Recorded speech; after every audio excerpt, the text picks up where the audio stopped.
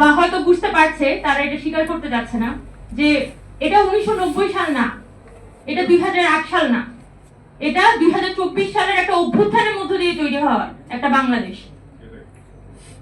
তারা যদি মনে করে থাকে, বা আমাদের যারা মন্ত্রী এমপিরা আছেন বা আমাদের যিনি প্রধানমন্ত্রী আছেন তার কানের কাছে যদি কেউ এই বুদ্ধি পরামর্শ দিয়ে থাকে যে জুলাই সনদকে বাইপাস করে তারা আসলে সরকার টিকিয়ে রাখতে পারবে, তারা আসলে ভুল মনে করছে।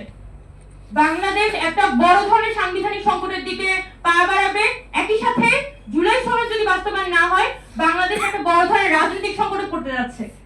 এবং আমি মনে করি যে বিএনপি কে মানুষ এই কারণেই ভোট দিয়েছে, কারণ মানুষ মনে করে যে বর্তমান যে সংকটের মধ্যে আমরা আছি এটা থেকে উত্তরণ করা শুধুমাত্র বিএনপির পক্ষেই সম্ভব। কিন্তু বিএনপি যদি তার এই লোডটা বুঝতে না পারে, তার এই ক্যালিবারটা সে বুঝতে না পারে, তাহলে বাংলাদেশকে কিন্তু সে বড় ধরনের রাজনৈতিক ঝুঁকিতে ফেলবে।